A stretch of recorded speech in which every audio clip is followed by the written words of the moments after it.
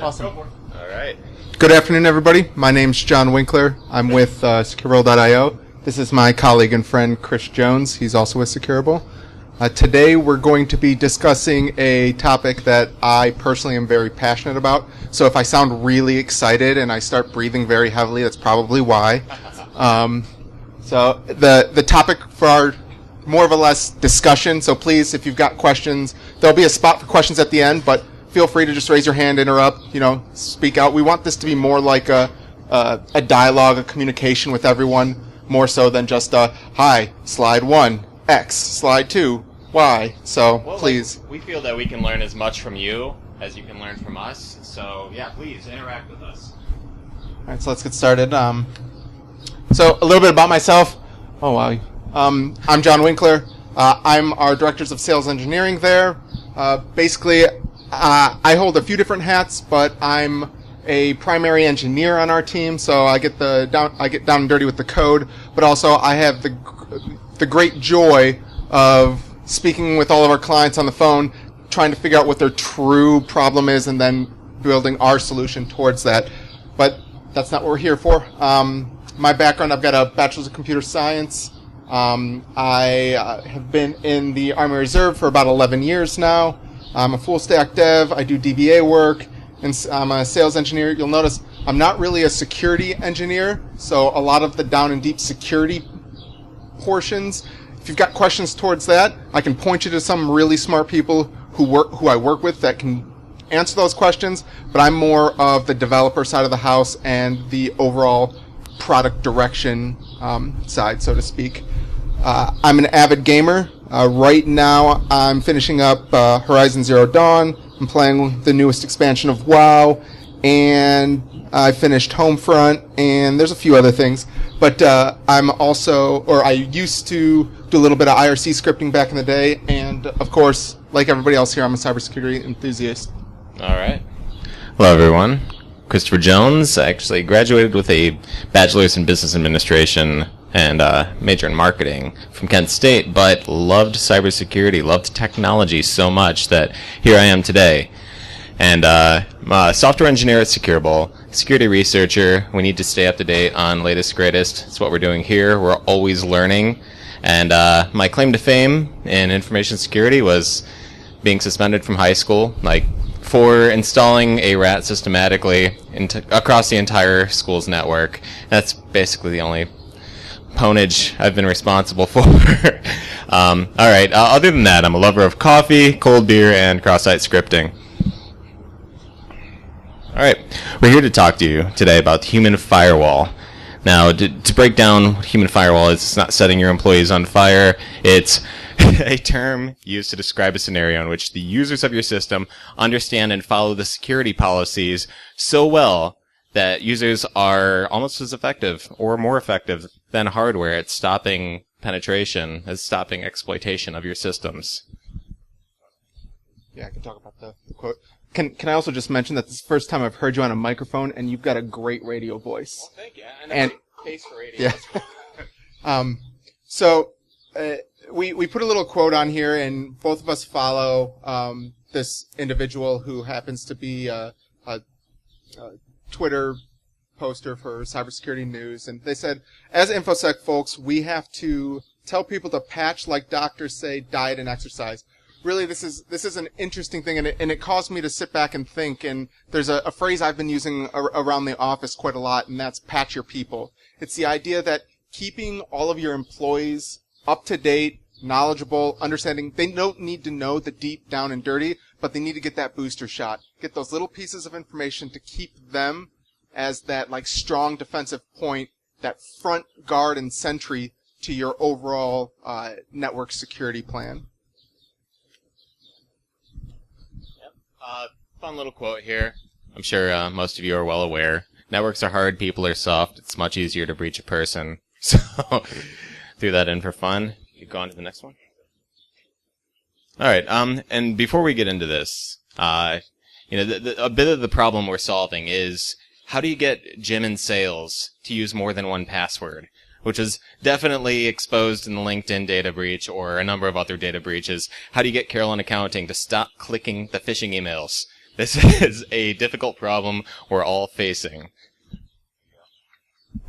So the purpose of this slide is just to kind of show some of the biggest kind of latest breaches that have been caused by that human element. Things that were led because of phishing and spear phishing. And yes, there's other pieces to it, like malware was installed, backdoor access was initiated, and tools were put in place to allow that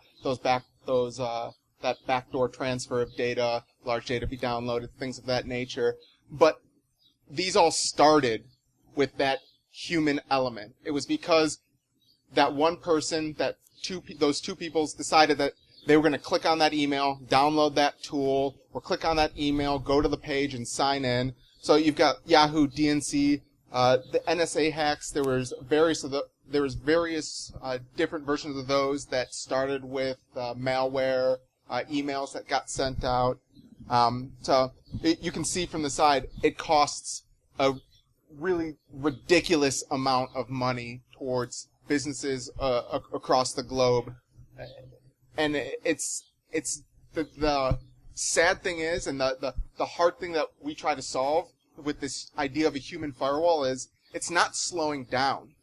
The individuals who are doing these phishing attacks, these malware attacks, they're getting more sophisticated, they're getting smarter, and the scary thing about it is they're making these great tools and putting them out there for free to use, that are in either low pay or free to use, so that even the dumbest factor can pick up this tool, pay $50, and all of a sudden they've got access to put ransomware on people's computers and start, gaining money from it. That's a great point, John. I'd say the barrier to entry for hacking is lower than it's ever been before. The number of open source tools, breaches, the community even. There's a lot of support for people who want to hack. So, in some ways that's great. And in some ways that's, I guess keeping us all employed. And at the same time, not only do you have script kiddies constantly attacking, but you have some of the smartest people in the world working every day to breach your systems. So it makes sense that you should have to work just as hard to protect against them. So it brings us to the actual real problem. It's what Chris just mentioned with Jim and Carol. It's the idea that you've got this super sophisticated system that you might have just been very smart and set up for a really low amount, or you've got tons of money invested in this awesome security system protecting all of your data and your network, and you've got all kinds of different pieces in there. Maybe you've got air gap systems and all kinds of things, and then all of a sudden, just one person clicks. How do you stop that human element? And really it comes down to making sure that they understand what's out there and making sure that your people are properly trained. And there's a lot of resources to do that. But that training obviously is necessary, but there's going to be some things that always come up. It's I heard it in the afternoon keynote. How many of you were in the afternoon keynote and listened to him talk today? One of the things he mentioned was I don't remember the exact layout of the story, but the general message was, she clicked on the message. She goes, "Oh, it was cute. It was a cat. I wanted to click. It looked legit." But how do you make sure? What? Oh, sorry. How do you make sure that she understands that that's not the case? And there's a lot of steps that these individuals will take to, kind of fool you into clicking on these emails and downloading their malware. I could say. After all of the talks I've heard today, actually terrified because no one is safe. I've heard John speaking. He was riffing earlier today and talking about how they owned McAfee and Symantec, and there are a lot of ways through IDS systems, through AV systems, and the moral of the story through all of that, because there's a cat and mouse game with hackers and sysadmins, and the moral of the story is we need to be able to recognize aberrant behavior. We need to understand things out of the norm, and we need all of the people in our organization to understand these same things at a very basic level. And that can create an incredible additional layer of security for all of you. So, and one of the things that's important about creating that layer is the idea that the training that you get, I don't know how many of you sit through like annual cyber awareness training through your work, or you get a monthly or quarterly piece of, training that comes down. It's half an hour, you log in. It's the same thing from last month, maybe a year prior, and it gets really boring. Or maybe it's to the point now where you just know, click 2 for 1 and 2 for 2, and then it's answer B, and that's it. All you got to do is hit next as fast as you can, and then answer the questions with the same quiz that you've had every single time.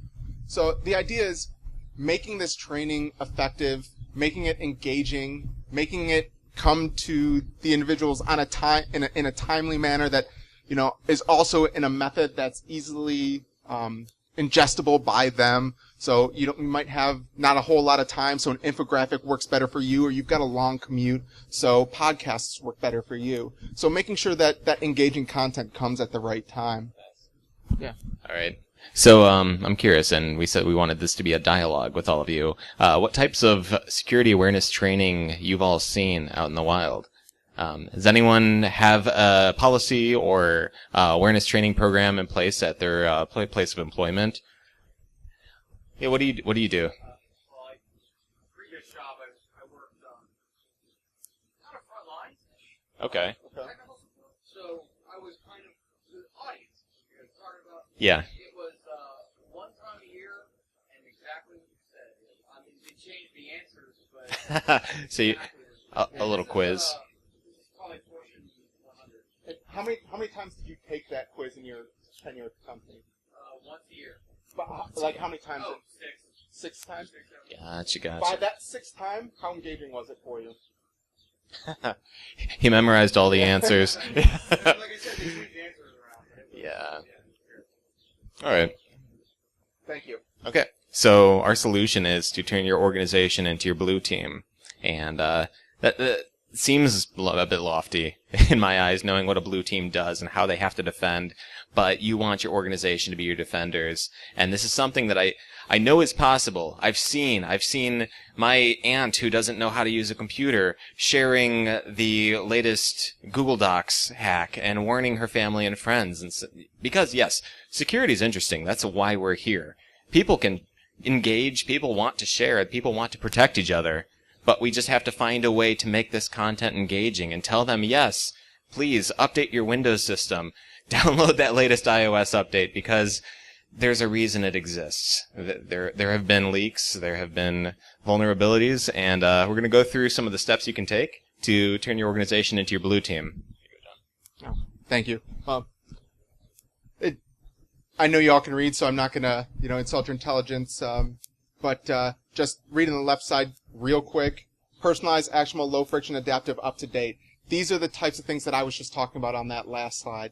Making sure that the educational content that you give is going to be in that right format. It's going to be something that they'll want to read, they'll want to share, that they'll be excited to see. I know excited's a hard, like he said, a lofty goal, but it's the idea that it's not going to be something that when they look at it, they go, I gotta take this stupid thing again. Hold on, I'll get back to you in 30 minutes. It's something like, oh, cool, I wonder what else is new.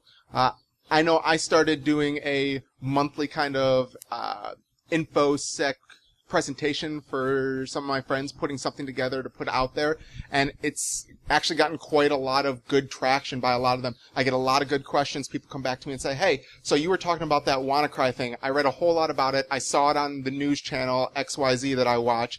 What actually is that? How do I protect myself? I saw a thing about the Google Docs phishing. I saw I saw that Yahoo was a hack. When did that happen? That happened how long ago? But now why is that a thing? And how does that kind of affect me?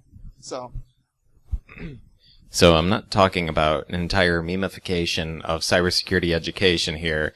You need to make it digestible and interesting. But I wonder if anyone out there has attempted an alternative approach.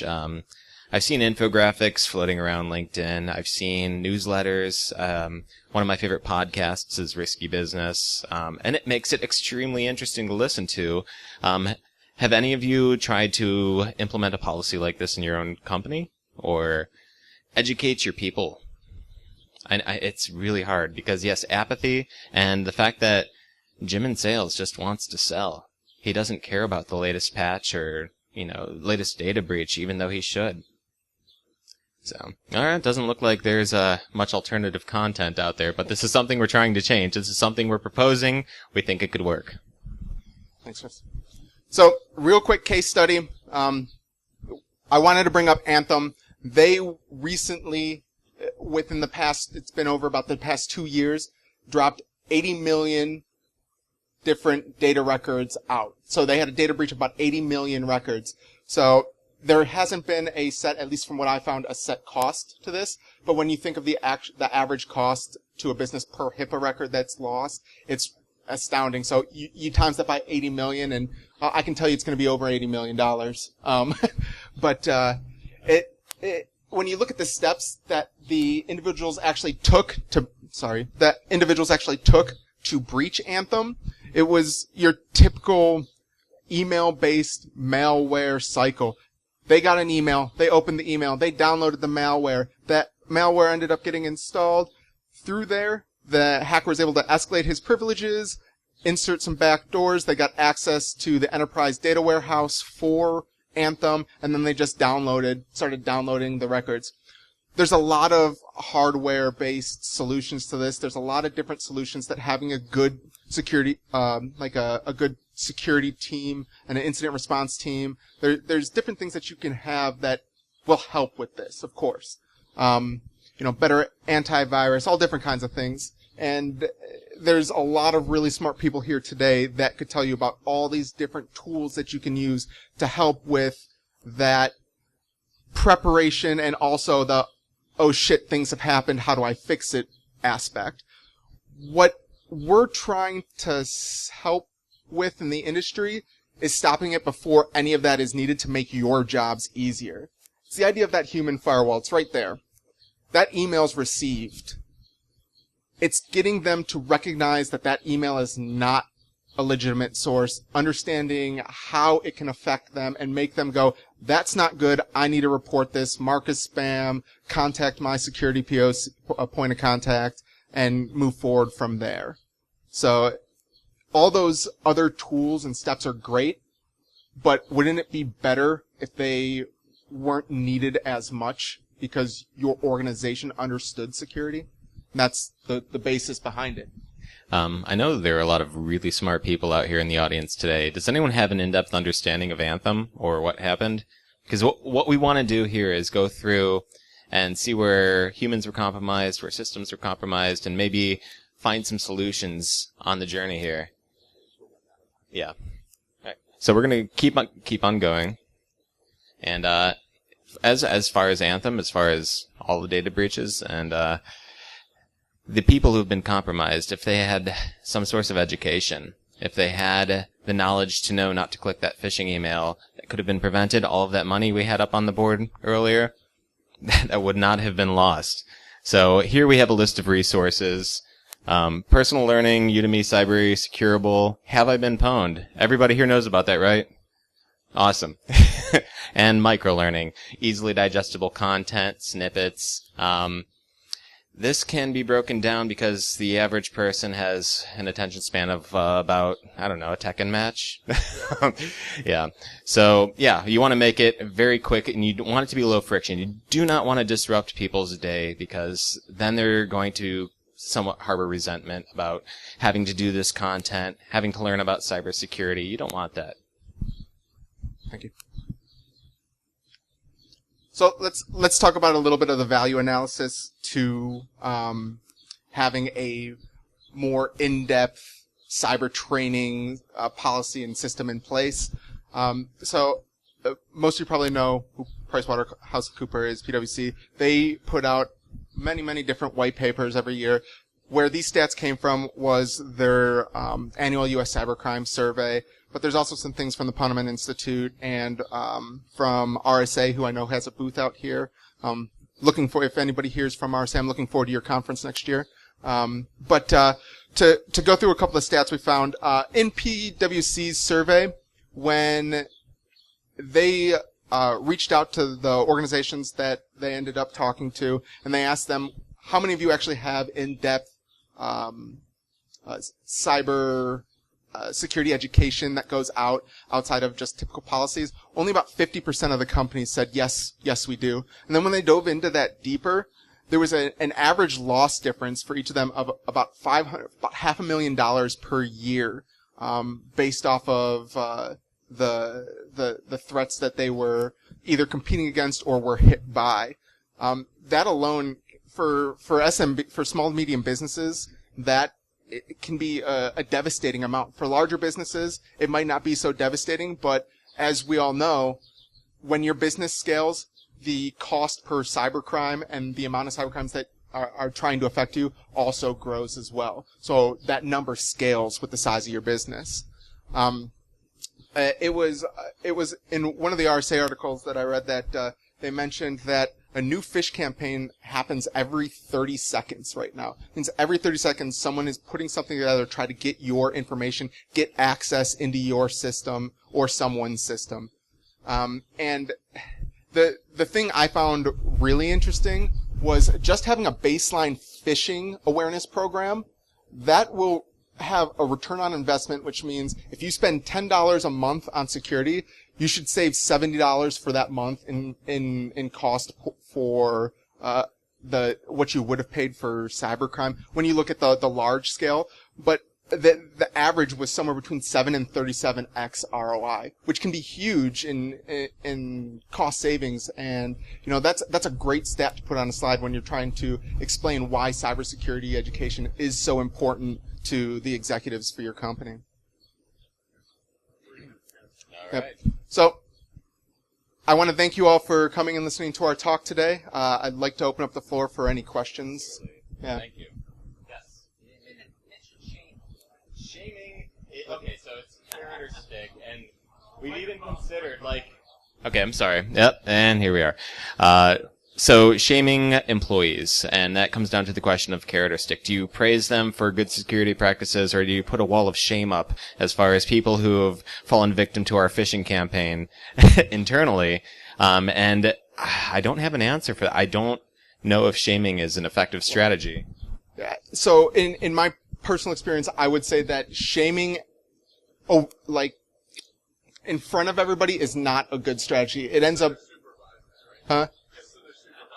Yeah, well, you bring it to their supervisor, and then their supervisor pulls them into another room, and then they have that hard conversation. If it's someone who's a repeat offender after several months of education, delivered to them, yes, then you have that hard talk. But really, it should come down to being more of the carrot style of a good job, you completed your training, here's a badge to throw on your LinkedIn profile. Good job, you're here, everybody who's trained this month, maybe they're doing some sort of an event for, those individuals or something of that nature. There's a lot of different management techniques that are out there that people can take advantage of.